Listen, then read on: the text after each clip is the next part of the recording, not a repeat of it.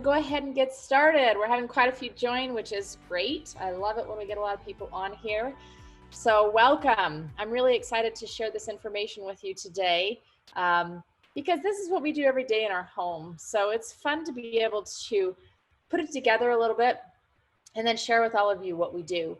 If you've been to the presentation at the office that I did on this, it's going to be quite similar, but I think you're going to find that it's one of those things that I always forget. And so it's good to hear it again. It's good to revisit it, especially when you're making a lot of meals. I don't know about you, but I'm making 3 meals a day right now. And that's unusual.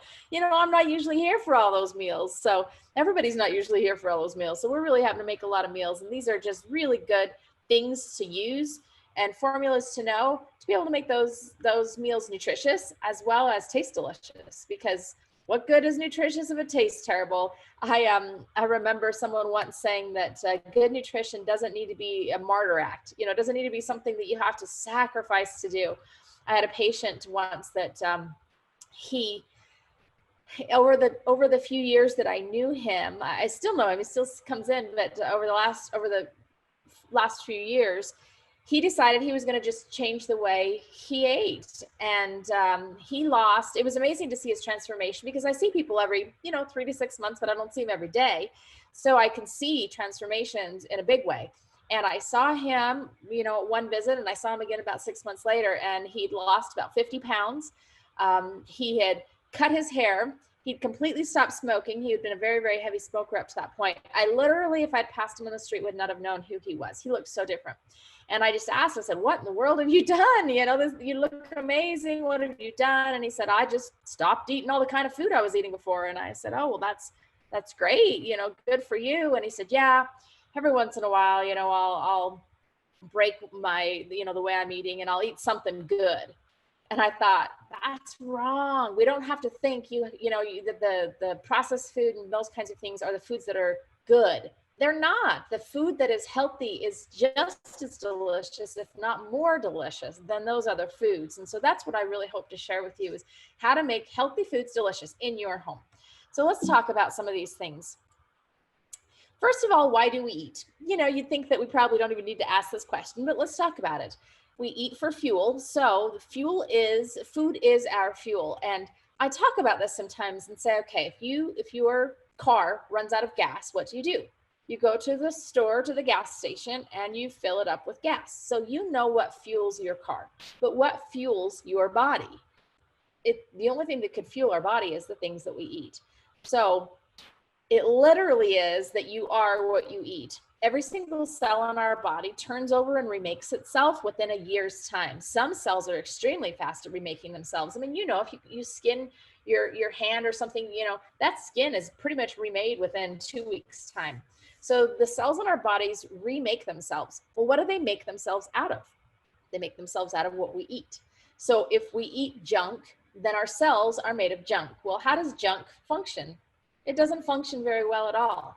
We have to eat good, nutritious food that's full of the things that our body requires to make us good, to make us healthy and well and function well and have lots of fuel. So food is literally fuel. It's like putting gas in the tank. It's also for nutrients. So like I talked about, when those cells are remaking themselves, they need building blocks. It's just like building a house. When you're building a house, you're going to need concrete and wood and nails and sheetrock and paint, and you're going to need all those different building materials. Your body requires the same. It has a whole bunch of building materials that it requires to be able to be strong and healthy. So you have to feed it those building materials, otherwise it can't build the cells that you need. This is how people get sick. We eat for satisfaction, right? It's been interesting. We haven't eaten out since the coronavirus thing all hit. And it used to be that if I was tired, if I was, just it'd been a long day, I'm like, let's just go out to eat. Well, now it's not even an option in my head. So I just think, okay, let's make something yummy. That's what satisfaction is, or that's what gives us a little satisfaction. I don't know why it's doing that. Let's go backwards. Emotional support, that's definitely something. That's why you go for the ice cream at night when all of your energy's gone, it's depleted, and you need a little bit of emotional kick. There's ways to get around that too, to make yummy food that's also full of nutrients. And then it's a social activity, right? Until now, right now, when we're stuck in stuck in our homes, it's usually a very social activity. When you go places, there's always food, right? So those are some of the reasons. Why do you want to feed your family? why do you want to feed them delicious, healthy, nutritious food? Well, for most of us, it's the only place our family is going to get food. So we need to provide those nutrients that help their little bodies grow as well. I have a son right now that we were just joking. There was a meme that said something like pandas eat on average 12 hours a day. An adult at home during a quarantine does as well. That's why we call it a pandemic. Anyway, we said to substitute the word adult in that meme to Luke, my son Luke, because he's been eating literally 12 hours a day, but I know his body's growing. And so he needs all that food. He needs that fuel. He needs the nutrients to build his cells. So that's why I like to feed my family. What gets in the way of feeding a family? Right now we're in an odd time, right? I've been able to feed my family 3 meals a day for the last month and a half.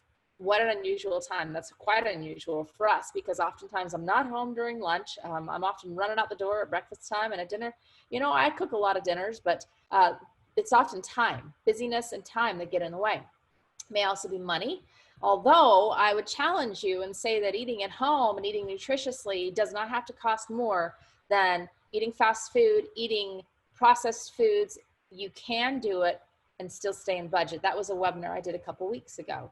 Knowledge, that's probably to me one of the biggest is knowledge, just knowing how to do it. Kids don't like what I cook. This is one of my pet peeves because I always say, do Chinese children that live in China, do they like Chinese food? Well, of course they like Chinese food. We had a boy that lived with us for 3 years that was Chinese, and he would go to really authentic Chinese restaurants and order things that I'd never seen in my life, and he just loved them and craved them. It's because it was what he was raised on. So your children will eat what you feed them. If you feed them healthy, nutritious food, that is what they will get used to, and that is what they will like. And it is proven time and time again that that is true. So if you want them to eat something, you must feed it to them. Picky eaters or food allergies or sensitivities. Food allergies and sensitivities is definitely a challenge. Thankfully, in today's day and age, there's a lot of ways to work around that. Thankfully, a lot of what I'm going to teach you today has nothing to do, most of these foods, there's no allergies here at all. So we don't even have to worry about that. And then a desire. Well, if you're on this, I'm guessing that you at least desire or want to cook healthily if you're taking some time out this evening and watching this. So I have an interesting story. This is a neighbor of mine, and she shared this in church a few months ago, and I asked her if it was okay to share it because it made me laugh. So she said that her husband, the way he cooks, so he's kind of like the picture on the left here. She says the way he cooks is he loves to cook. He pulls out a recipe and he starts to make the recipe, and he doesn't measure anything. So he's just dumping things in, a little of this, a little bit of that, and then he just starts adding things. And then he goes in the refrigerator and he finds some leftovers and he adds those in as well. And then he covers the whole thing in hot sauce. Then he sits down and, gives it to everybody and he eats it and he goes, man, this is a terrible recipe because he's totally changed the recipe by the time they ate it. So that's the way he cooks. The way she cooks, she says she starts to worry about it in the morning. What are they going to have for dinner? And she starts to think, okay, it has to be fast. It has to be, within enough time that I have to cook. It has to be something my kids are going to enjoy. It has to be within our budget. It has to be somewhat healthy. It has to be all of these things. In her mind, she has all these lists she has to cross off. So she starts worrying about it and worrying about doing it. And then she starts working with the recipe. And she's very meticulous. This exact amount of this and this exact amount of this, exactly opposite of her husband. And she said, eventually 3 hours later, the kids are half asleep and dinner's finally done. Or she just gives up and they eat tater tots for dinner. So, they're really at opposite ends of the extreme. And you may be somewhere along that continuum as well. What I'm going to teach you tonight is going to take care of all of those kinds of cooks, the Dave and the Sherrys, because what I'm going to teach you is fast. It's easy, it fits within your budget, your family's going to like it, and it's healthy. It's all the things that we crossed off the list. So where do you start? Sometimes it's overwhelming. So we're going to start with the place that we need to start. Let's start with just basically the basics. To master these, if you master these, you will be able to create meals that you will feel good about and your family's going to love. So the things we're going to cover today are start with flavor, designing a meal with foundations, tools of the trade, and simple cooking. And we are going to get actually into my kitchen tonight. This is the first time we've ever done this, but we're going to talk here for a while as I go through a lot of these concepts, and then we're going to actually get into my kitchen. I'm not going to do any real cooking tonight, unfortunately. We might have to branch out into that next time, but I'm going to show you a lot of the real ingredients and things that make these recipes come alive. All right, I want you to think, what do you like about restaurant food? most people love that there's a depth of flavor, right? When you're eating restaurant food, if it's good restaurant food, it's like, oh, the complexity, this is so good. It's not just single, single flavor. It's not just single note. Oftentimes there's ingredients that you wouldn't have thought to put together. There's just a lot of flavor. And then when you go to a restaurant, think about it. Let's say you go to a Mexican restaurant. You're going to have chips and salsa on the table. And then what are you going to have for the meal? Typically foods that are very similar to what you just had, right? You're going to have something with corn base, something with tomato base, similar spices, that sort of thing. So that's another thing about restaurants is you're going to get complementary dishes that go together. You're also going to get things that are cooked well. Hopefully you're going to get things that are cooked well, but things that have been cooked with the right cooking techniques, with the right seasonings, and they're going to taste good. So we're going to take all those things that you like about a restaurant and apply it to your home kitchen. There is an interesting book that I absolutely love. It's called Salt, Fat, Acid, Heat, and it's written by a woman who wasn't originally a chef. She was a journalist, and because she was a journalist, she wrote a wonderful cookbook because she knows how to write. Before she knew how to cook, she knew how to write. And she breaks down making food taste good into those 4 components. We're actually going to take the heat out because we're going to make it even simpler. But we're going to talk about that salt, fat, and acid component, because if you get all 3 of those in your food's going to taste like restaurant food. You'll be amazed. It will be delicious, and it will be complementary flavors, and everyone's going to go, whoa, this was a delicious meal. All right, let's talk a little bit about salt first. So salt is an interesting thing. Salt is actually something that enhances the flavor of whatever you add it to. So when you taste a meal and it's not been salted properly, there's not enough salt, often the taste of the meal isn't what you'd hope for. The salt really enhances the meal. There's some interesting things about salting. So when you are cooking, salt will move from the cooking medium, the water, whatever you might be cooking in, into the food. And there's a natural gradient. So what that means is this picture shows that it's called osmosis and diffusion. It's whatever way the salt moves. But what it means is the salt will move from whatever it's being cooked in or on into the food, and then water will move out. It will move out in an equal amount. That salt will continue to move through whatever's being cooked. So if you want delicious noodles, let's say, or delicious rice, or some sort of delicious grain. If you want that grain to really be full of flavor, you need to salt the water, and not just a little tiny bit of salt. You need to salt the water until it tastes like seawater, literally that salty. When you do that, that salt will diffuse into the noodles or the rice or the oatmeal or, whatever it is, grain that you're trying to cook, and that food will be delicious. It's interesting. When I actually remembered to salt the water that I cook my rice in, the rice is almost a meal on its own. Everyone's like, oh my gosh, this rice is so good. Whereas otherwise the rice is just rice. It's really interesting the difference it makes. So salt your water and things that you're cooking. When you salt a soup, it will diffuse wherever it needs to go. And then you need to taste and taste. Tasting is really key with salting. You don't want to go over, but you don't want to go under. That soup will not taste like something you got from a restaurant. I think, yes. Salting a meat. So I want to talk about this. It's extremely important to salt your meat properly. What that will do is it will actually get deep into that meat and make every bit of that meat juicier. It helps to hold on to the juices inside of that meat and seal it inside. And it's so interesting. When I've done this really well, when I've thought ahead and thawed my meat out and salted it the day before, left it in the fridge and then cooked it, my family's like, oh my gosh, this is the most delicious, whatever it is, that you've ever cooked. It makes an enormous difference. So salt liberally the outside of all the meat before you cook it. Leave it on there for overnight if you can, for at least an hour, and you'll be amazed at the difference in the taste of your food. Things like green beans and other vegetables. So when they're cooking, we're going to use osmosis or diffusion in the opposite direction. When you put fresh green beans in a pot of boiling water, what happens is there has to be homeostasis, or the water and the bean have to be equal in certain things. Well, if the water has nothing in it, the bean will actually lose its nutrients into the water to help balance the water. That's why when you cook like a green bean, the water turns green, because you're losing the nutrients out of the green bean. What you need to do, remember again, is you need to salt that water heavily like seawater. The green bean will retain all of the nutrients inside of the bean, and it will also retain that bright green color. You ever cooked green beans and they look like that, that pale, nasty olive green color? It means they've lost their nutrients. So salt the water you cook it in. We already talked about pasta. Salt as a flavor enhancer. Use that osmosis and diffusion. Allow the salt to get into the food long before you actually put it on the table. That's the very last thing. I read somewhere and it said, if you salt the food at the table, it means that you have failed at your cooking.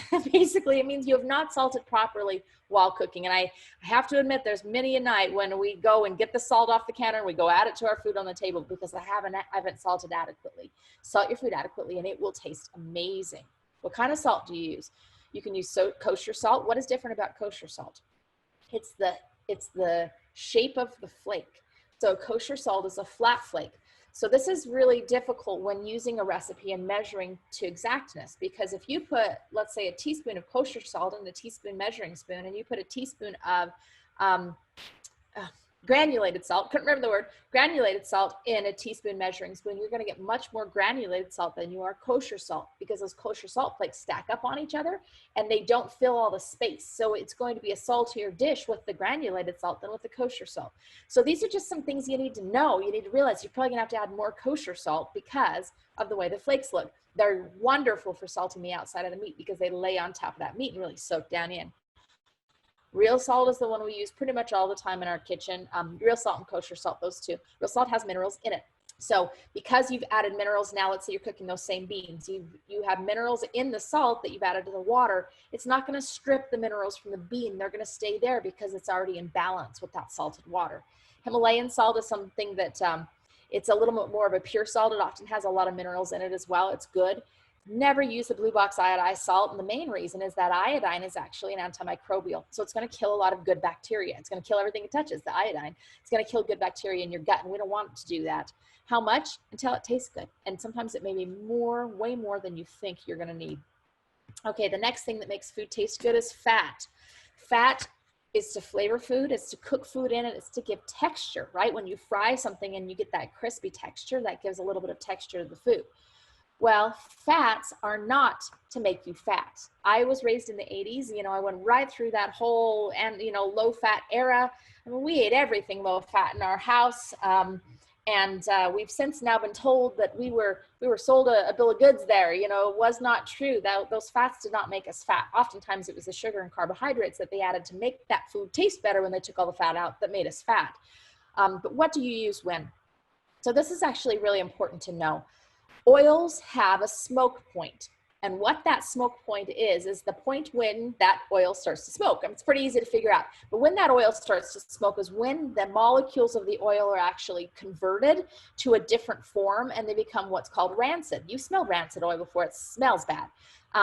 Those oils are bad for our cells. We don't want to build our cells. Remember, that's the fuel, that's the building blocks we build our cells out of. You don't want to build your cell out of a rancid oil. It actually will be a very poor cell. So you don't want to cook the oil past the smoke point. Otherwise you are eating a rancid oil. So olive oil has a very low smoke point. So really olive oil should only be used at very low heat if you're going to cook with it, or it should be used uncooked. So it's great for a salad dressing, for a topping, for something like that, but it really shouldn't be used in a high heat cooking situation because you're going to turn that oil rancid. It also goes rancid 12 to 18 months after the harvest, and make sure that you're storing it out of light and heat. If you see an olive oil that is stored in a bottle that's not dark, it probably means it's not really olive oil, or they've added quite a bit of some other oil to help keep that light stable, because it will turn rancid with just regular old light from your kitchen. Coconut oil has a bit of a tropical taste, but it has a high heat point. So you got a high smoke point. You can heat it pretty high. Sesame oil has an Asian taste. It's wonderful to add, especially just a little bit of it to an Asian food. Grapeseed, sunflower seed, or avocado. Those have a very high smoke point and a neutral flavor. So those are often what I will cook with. Butter has a low smoke point. So butter is used really well at the end or at the beginning of something. So when you're sauteing maybe vegetables at the beginning, then you're going to take them out and then start doing something else and then add them at the end. Or if you're going to, let's say you're cooking something in a pan and you want to do what's called deglaze the pan, or get the yummy, crusty things off the pan, you add a little butter in there, it will pull all the things off the pan, and then you take it immediately out and pour it over what you're cooking. It's going to taste divine, and you haven't pushed that butter past the smoke point. Animal fat, so lard, pork fat, those kinds of things have a high smoke point as well. The problem is they're going to add the flavor of whatever animal that came from. So I don't use those much at all. for a few reasons, but that's one of the reasons, is it's going to flavor whatever you're cooking it in. All right, the third flavor, remember, is acid. So acid is not just for the pucker. I love this picture. It actually creates mouth-watering food. And isn't that interesting? Because if you think about it, you say, oh my goodness, that food was mouth-watering. It was so good. That's a word we use, right? For food that we loved. Why is that? Because food that makes our mouth water is really satisfying to us. So we need to have an acid component because it increases that mouth-watering effect. And we go, oh, that food was so good. Acid is a flavor balancer. So remember, salt was a flavor enhancer. Acid is a flavor balancer. It will keep everything in balance in that food, and you need an acid component. If you think about lemonade, so if you just have sugar and water, you just have sugar water, how is that going to taste? Some people love sugar water. I don't love sugar water, strongly sugar water. You add the acid, the lemon into that water, and what do you have? You now have a mouth-watering, delicious beverage. It balanced the flavors of everything in there. It balanced that sugar out. Most of the favorite condiments that you have will be an acid. We're going to show you those in my kitchen in just a minute. Really interesting. You'll be surprised to find that most of those things that you add to things, that you add on top of things, actually add an acidic component, and that gives the mouth-watering effect. So some easy acids to liven up your meal. Vinegar, lemon or lime, cheese. You may not have thought of that as an acid. It's also salty. Pickled foods, fermented foods, and wine. Those are all things that can add that. All right, so let's talk about how we're going to use these things in designing a meal. So first of all, I need to teach you a little bit about some food combining. This is an interesting thing, and this is probably the hardest part of this entire thing. And it's something that I do violate sometimes. However, if you can do this, it really helps with digestion and the way you utilize nutrients. So let me talk a little bit about this. When you eat something in what we call a protein group, which that's going to be a meat, a dairy product, or an egg, those foods require acidic stomach juices in order to process them. Well, when you eat a grain, so any sort of grain product or even a high carbohydrate bean, that sort of thing, it's going to take an alkaline juice in our stomach to digest it. So let's take a typical meal, something that you have all the time. Let's just say a burrito, okay? Let's think through this. Let's say you get a sweet pork burrito from one of the restaurants that's close by here. So first of all, you have the pork. The pork is going to need an acidic juice to digest that. So is the cheese. If you put some cheese on there, it's going to need an acidic juice. The burrito also has rice, beans, and a tortilla, some sort of a grain wrapper. So now that's all going to require an acidic juice. So you put those things all together in your stomach at the same time. The acidic juices, the alkaline juices are going to cancel each other out or inactivate each other, and nothing's going to digest very well. Isn't that interesting? When you start thinking about this, you're going to realize most every meal that this is violated. So a meat and a grain should not be in the same meal if you really want to digest well. And I challenge you to try this. I think you're going to find that your digestive system functions much better. The more you can do this, the more you're going to feel better.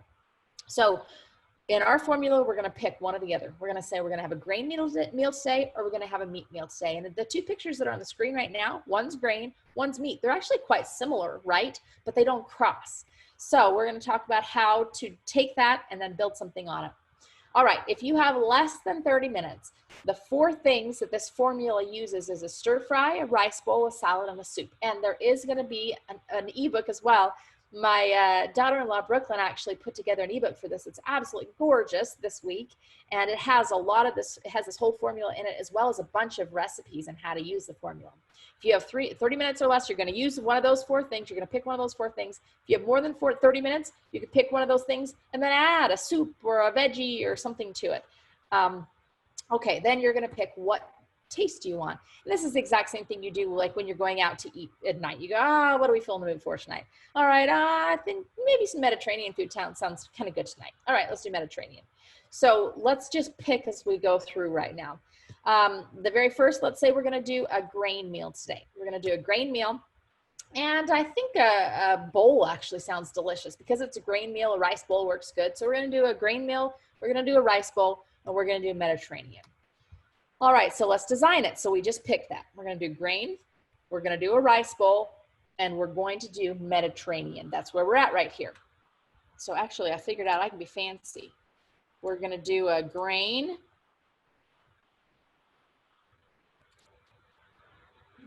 here. We're going to do a rice bowl here, We're going to do this because we have less than 30 minutes right now, and we're going to do Mediterranean. So the next thing we're going to choose is, well, we're going to back up for just a minute. We're going to choose a vegetable. We always have to have vegetables. Vegetables are the powerhouse of nutrients. So what are we going to use in this meal that fits with a Mediterranean rice bowl? Easy to think about, right? So a carrot would be a great Mediterranean thing. A tomato, zucchini, cucumbers, mushrooms would be delicious in that.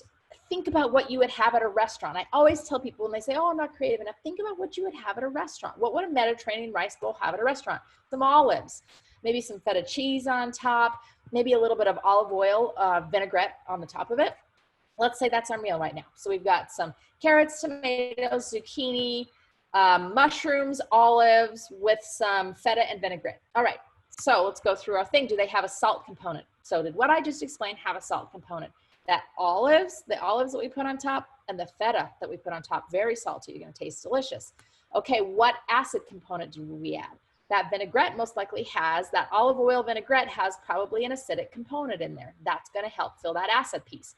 And then the fat piece, where's that going to come from? Also the olive oil. So it's important that you add those little things on top to add the salt, fat, and acid. And all of a sudden, the rice and the veggies underneath taste amazing because you've added those other components in that are so important. So let's talk real quick about some time and money saving things, and then we're going to get to the kitchen. So when you go grocery shopping, and I know you've heard this before, I'm not the first one to tell you this, shop in the outside of the store. And why do you do that? Because that's where, first of all, the bulk items are going to be. That's where the vegetables are going to be. That's where everything non-processed is going to be.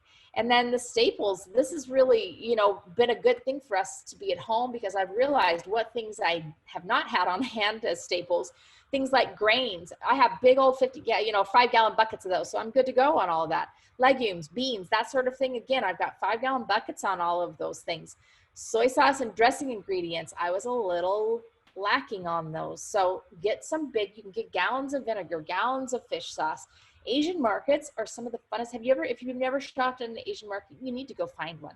There's a great one in Salt Lake I love. There's a great one in Orem I love. There's a great one down in Provo I love. They have these ingredients in large quantities and for cheap. So I get a lot of my, especially sauce and dressing things from Asian restaurant or Asian grocery stores. Long storage produce, garlic, onions. So I've got a big bag of onions, and in my root cellar right now, it's seen better days, but it's holding on. And I've got garlic in my laundry room that's still holding on from last year as well. Sweet potatoes, they'll last for months. Lemons, limes, throw them in your fridge, they'll last for months. Some of those things just to have on hand, and you don't have to buy them all the time. Packaged or canned ingredients. There's a few things that I usually like to have. Coconut milk is one. Curry paste. These are just some flavors for me. Some canned tomatoes, some broth. Those are some things I like to have on hand. Meat in bulk if possible, but make sure you repackage and really package them well so they don't get freezer burn. And then spices. Those are some that I always have on hand, and you probably all do too. Excuse me. All right, let's go through a few formulas before we go to the kitchen. So, excuse me. Burrito bowl. Let's talk through it. So let's say we're going to do a burrito bowl tonight. We're going to do it with grain. So we can do any kind of grain we would want, but maybe we'll pick a rice because that's what a lot of Mexican food has, is right. You're going to use it in a rice cooker with that salty water, sea salt water. The rice will, like I said, will taste amazing. It'll be a meal on its own. We're going to add some black beans. You can use a can, or you can use it overnight, soaked overnight. You soak it overnight, you rinse it in the morning, and then you cook it in a crock pot all day. Cheap as dirt, and they taste delicious. Salsa. What did we just add with the salsa? That was our acidic component right there. Think about salsa. Isn't it a little vinegary? There's our acidic component. Shredded lettuce or cabbage, lots of nutrients there. Avocado. What did we add with that avocado? That's our fat. You might not always think about avocado as the fat. Sliced lime, another acid. Corn chips or a can of corn. I think in this case, I'm going to want to use maybe some corn chips because they're salty. So we have the salt from the rice water. We have the acid from the salsa and the lime, and we have the fat from the avocado. Now, does it make sense why restaurants do what they do with their condiments and with their toppings? They're adding those three flavors in. Let's try another one. All right, let's do a soup this time around. So now we're going to do a meat meal this time. We're going to do hamburger soup. So we're going to do ground beef. We're going to cook the onions, the garlic, and the celery. Now, for me, oftentimes, if it's a work day, I'm going to do that the night before. So I finish up with dinner, we do dishes, and then I pop some ground beef in a pan with some onions and celery and have it all ready. And I'm gonna make this in a crock pot overnight. Well, I'm gonna make it in the crock pot the night before. I put the crock pot in the refrigerator, pull it out the next morning, goes back into the crock pot, plug it in, and it's good to go for the day. You don't have to do that. This soup can be made in 30 minutes or less easily. So you're gonna cook that ground beef with onions, garlic, celery, whatever things you have. Salt it. Make sure you salt that ground beef adequately. You need to salt every single ingredient to make that depth of flavor. So salt that. Can of tomatoes. Okay, oftentimes tomatoes have a little salt component. They definitely have an acid component. You're gonna add a can of green beans, some sliced sweet potatoes or carrots, beef broth. Oftentimes beef broth often has also a salty component. Some Italian seasoning. Serve with a simple lettuce salad, some sunflower seeds, and oil and vinegar. All right, so let's talk through our components again. Did we have salt? Yes, we already talked about salt in the beef broth. We also talked about maybe a little bit of salt in the tomatoes, and for sure you're gonna salt your meat when you cook it. How about your fat? Your fat's gonna come from your meat. That's gonna be the main source of fat. There's gonna be a little fat in that beef broth, and then your acid component, for sure the tomatoes. That's where that tomato is gonna be really important in the flavor of the soup. I made this exact soup about a week ago, and everybody in my house was like, oh, the soup is so good. It's the simplest soup on the planet, really. But if you add those three things in, you make sure you have a salt, an acid, and a fat component, it will taste amazing. Throw in a little lettuce salad with it. Again, that oil and vinegar gives you the fat, gives you the acid component, and it's gonna taste great. All right, we're gonna talk through some tools of the trade. I'm gonna go show you the tools in my kitchen. But I want you to think for just a moment here why we haven't talked about healthy eating.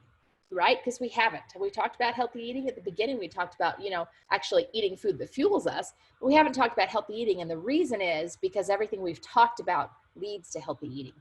Food from the outside of the grocery store, the basic food staples, the normal old basic stuff, healthy cooking techniques. We're not talking about deep frying anything here.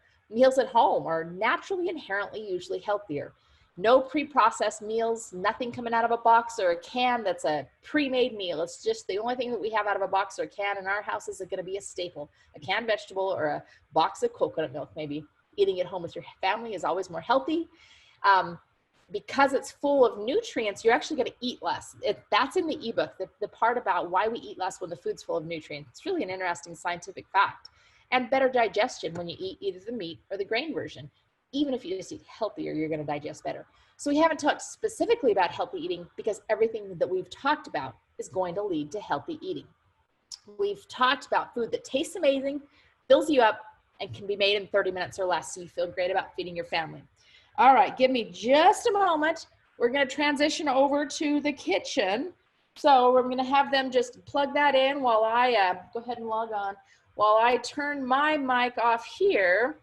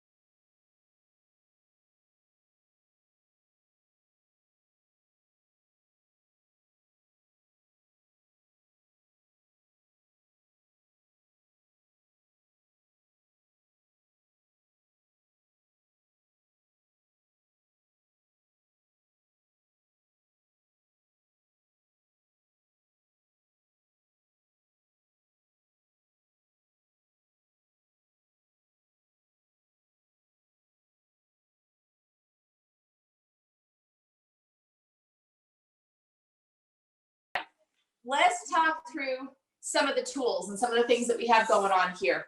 So what I have are some things that I absolutely love to use.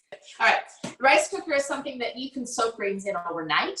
You can put them in first thing in the morning, push cook, and mine has a delay setting on it.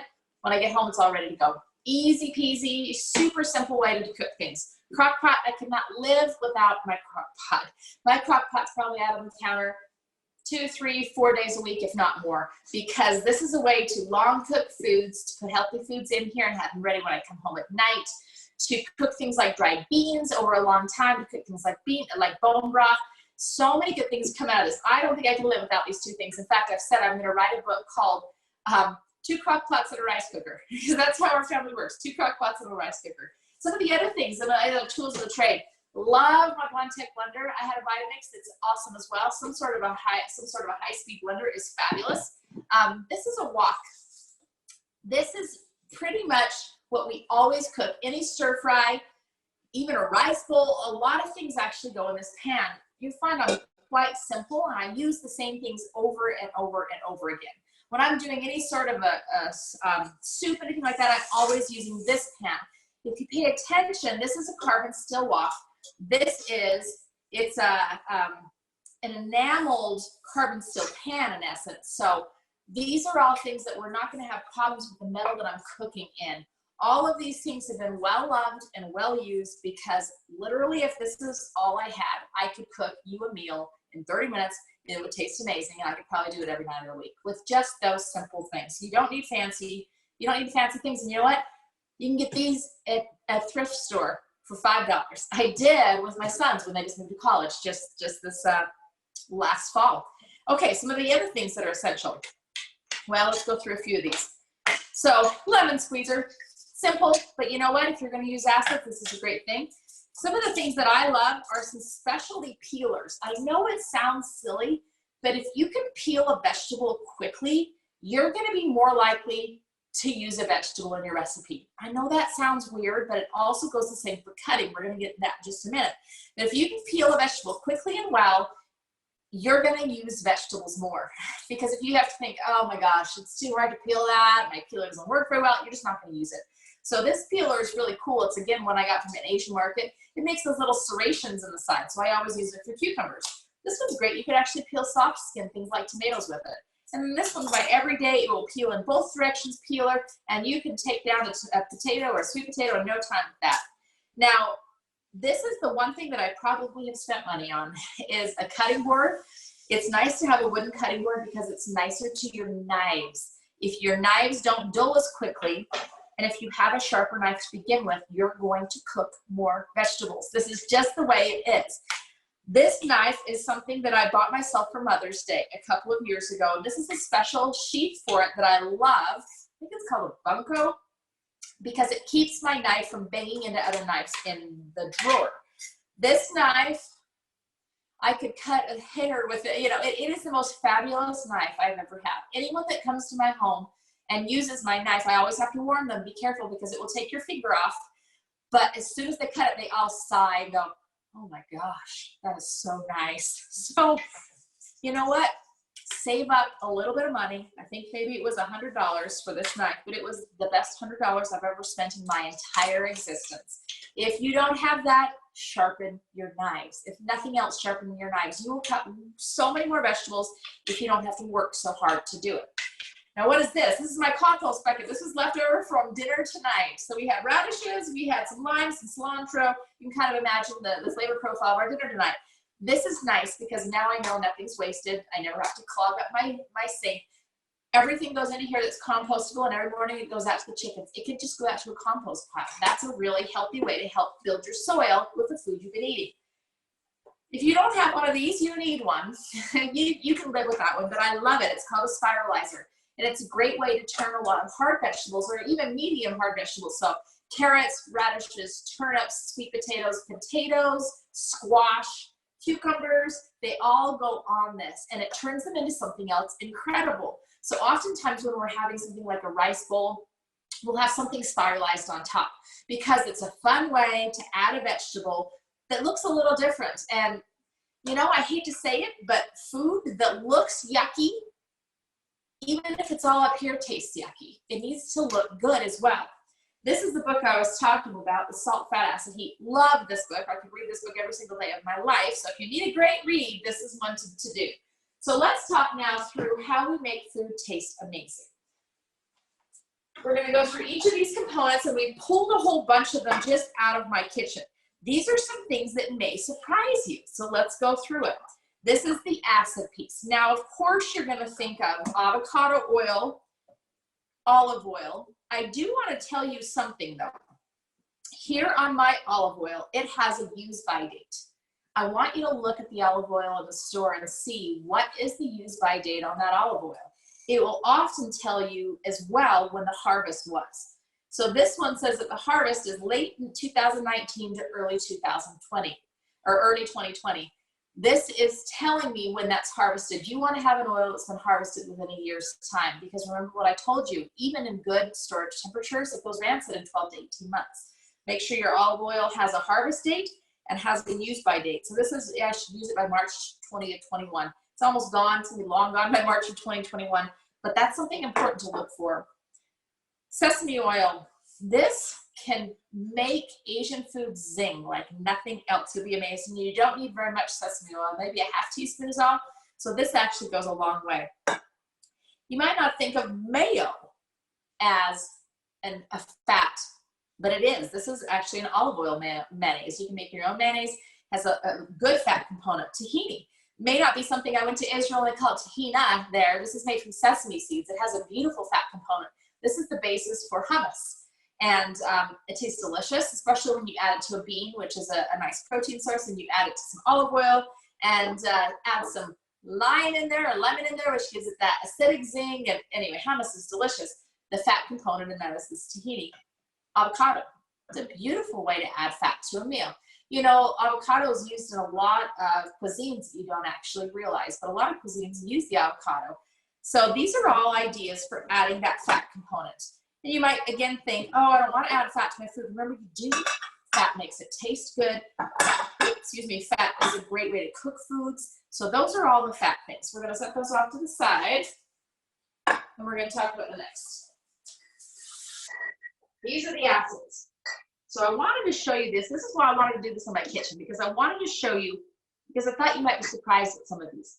So you're going to know right off the bat, these are easy acids, right? Lemon and a lime. And I want you to know this all came out of my kitchen literally 20 minutes before we did this webinar. So I didn't go to any store to buy anything.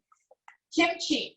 Kimchi and fermented vegetables are a fabulous way to add an acidic component. Not only an acidic component, but a very healthy component to your food. Cheese. Cheese is acidic as well as salty. So that's why cheese tops so many dishes. When you think about it, why is cheese on the top? And it doesn't take a lot. It gives a little salt and a little acidity to that meal. A lot of the condiments you use are actually acidic when you start thinking about them. Hot sauces, mustard, ketchup, these are all acid. That's why we add them. But you know what? To give you depth of flavor, add them while you're cooking as well. Of course, vinegar, you know those. There's a lot of flavors of vinegar though. This is apple cider vinegar, this is a balsamic, which has a sweeter flavor. This is a rice vinegar, which has a very neutral, nice, light flavor for a lot of Asian cuisines. And then pickles. Pickles, olives, artichoke hearts, those kinds of things are all very good to add that acid component. And remember I said that when we say that food is mouth-watering, it means literally it tasted better to us. Our mouth started watering because we liked what we were eating. So you want to make sure you have an acid component in every meal you're making. Sorry, I might go off screen for just a moment while I grab the others here. All right, salty. So of course, salty is going to come from salt. These are my two staples in my kitchen, a kosher salt and the real salt. Remember, the real salt's going to add minerals as well, so it's going to have added nutrients there. Some of the things you may not think of though, fish sauce.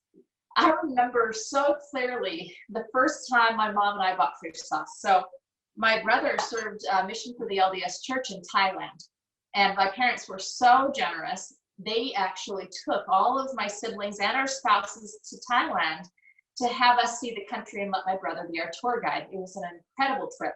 And what we did is we really gained a taste for Thai food. And anytime, if you've ever gone out of the country, what you find is that the food that you eat in that country is not exactly what you get here in our country. So when I come here to get Thai food, now I know what to order to have it be quite authentic. But most of the food that you get in Thai restaurants here actually wouldn't be in Thai restaurants in Thailand. So when we came home, my mom and I decided we really want to learn how to cook Thai food and make it taste like it did in that country. That's what their key was.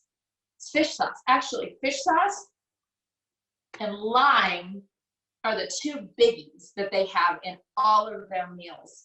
Fish sauce and lime. And the first time we bought fish sauce, I remember my mom and I cracked the lid and smelled it and nearly threw up. This does not smell good, but it makes magic in food because it's salty. Another salty food is soy sauce. It again makes magic in food because it's salty. We don't realize it. Another one is miso. If you're not familiar with miso, I actually wanted to learn how to make miso. So I studied this 2 days ago. I studied this pretty in depth. I study odd things. I studied how to make miso. This is fermented soybeans with rice, and it usually ferments for a year. I don't know if I have that much patience. I might try it, we'll see, but it's very salty. You add a lot of salt to the ferment as well. That's what seals in the good bacteria and keeps out the bad bacteria. But miso is an amazing food to add flavor, and it adds what's called umami. If you've never heard of umami, it's the flavor that makes things just taste that extra. Oh, that's delicious. That's umami. When you can't put your finger on that salty, sweet, sour, you know, what was that? It's usually umami. And miso has that umami flavor in it and is delicious. That's why Chinese restaurants would use MSG, because MSG actually has a natural umami flavor. It comes from seaweed, and seaweed has that natural umami. Well, MSG adds that deeper, richer flavor to foods. So that's why Chinese restaurants would often add MSG to their foods, because it would give it a deeper, richer flavor. Some of the other little condiments that you can put on top. This is a salted chickpea. Easy way to add salt to things. So I want to talk through just a few flavor profiles here as we finish up. We have just a little bit more time, so I want to do that. When I'm looking to make a meal, let's say that I want to make, let's just do something simple. And I may actually go to my cupboards here because I didn't know we'd have a little extra time, so it's kind of fun. I want to help you with this, and I want you to think through it a little bit. Let's say let's start something super simple. We're going to make a Mexican meal tonight. So if we're going to make a Mexican meal, you want to have the same spices, the same flavors in every dish, if possible. So what are we going to use to make a Mexican meal taste great? Let's pull a little salt. We know that, right? In the acidic component, for sure, lime. There's always lime used in a Mexican meal. A hot sauce, absolutely. We're probably going to have an avocado for a little bit of fat. And we're going to put this off to the side so we can see it. And we're going to do some oil. Now, what are we going to add to this? I'm going to go to my spice cupboard just for fun right now. I know where everything is because I put it in the same place every single time. So I want to teach you a little bit of my obsessive nature. My spice cabinet, and you're going to see all its messiness right here. But on this side, everything is alphabetical. I know that seems a little crazy, but you know what? I know exactly where every single spice is. So if I need something, I can grab it with my eyes closed because it's always in the exact same place. I'm super efficient when I cook. I do everything quickly, if you can't tell. I don't want to spend 2 minutes, 30 seconds even standing for my spice cabinet looking and seeing what things is. No, I want to know exactly where it is. So every time I'm going to make Mexican food, I'm going to add chili powder. I'm going to add cumin. I'm going to add oregano. So I'm going to add this to everything. I'm going to add this to the sauce. If I make a salad and I'm going to put, let's say I'm going to make a Mexican salad, I'm going to make a dressing. I'm going to put this. I'm going to actually probably use olive oil if I do that. I'm going to get that plus those three, add a little bit of vinegar. And guess what? You now have a Mexican vinaigrette. You use the same flavors, or maybe you just squeeze a lime in there. And all of a sudden that becomes a Mexican vinaigrette. You sprinkle a little cheese over top. You have that acid component. Everything you make. So if you're making a rice, if you're making a bean, if you're making, today I made a cabbage salsa. Guess what I put in it? These three things. plus a fat and an acid. Tasted delicious. So keep in those same flavors. All right, let's try another one. This is just kind of a little fun activity here today. Since we had that fish sauce, let's go to that. So for fish sauce, for Thai food, we're always going to use fish sauce. We're always going to use lime. That's just an always absolute every single time. The other thing we're always going to use is a sweet. So Thai food has coconut sugar. That's an always absolute in the foods that they make as well. They often will also use, you know what, we're missing one on the fat side, coconut milk. So think about it, coconut milk for your fat, lemon or lime for your acid, and fish sauce for your salt. So if you're gonna make Thai food, you're gonna put those same 3 things in everything you make. Now you may not put coconut milk, let's say in a cucumber salad. Let's say you're gonna make a cucumber salad along with a curry. We did this just the other night. So the cucumber salad is gonna have an acid component, probably a lime, maybe a little bit of vinegar. I love this real mellow rice vinegar. Ooh. Then we're gonna put some fish sauce in with it, always for that salt. I'm gonna sprinkle a little bit of coconut sugar over the top. It's gonna taste delicious and it will be a Thai salad. You didn't have a recipe for it, you didn't need one.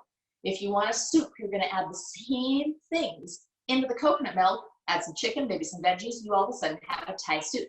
Do you get what I'm going with here? You're gonna keep the same ingredients and the same flavors every single time you make something. Let's try something else. All right, let's go with something Asian. So let's go with a Korean food. We're gonna make, well, let's do something even simpler. How about just Chinese? So Chinese food, we're always gonna have a soy sauce, right? That's our salty component. We're usually gonna always have some sort of vinegar. So I love a rice vinegar for that. And a neutral flavored oil with a little bit of sesame oil. If you make something with these 4 things right here, it's always gonna taste good and it's always gonna taste like Chinese food. Just like if you went to a Chinese restaurant, I guarantee you. Everything we make is gonna have these same things. So if we make an egg drop soup, we're gonna have some chicken broth, we're gonna have an egg, but then we're gonna add a little bit of soy sauce for a little bit of salt. Chicken broth will already have the fatty component. Might add a little bit of vinegar in with that oil, with that egg to actually keep it separate. We're always gonna have the same flavors. Any kind of a salad, any kind of a topping, any kind of a stir fry.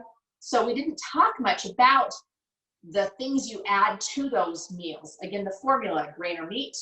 You're gonna do a rice bowl, a stir fry, a soup or salad, add the veggies in that fit, and then pick the flavor and use it in everything that you do.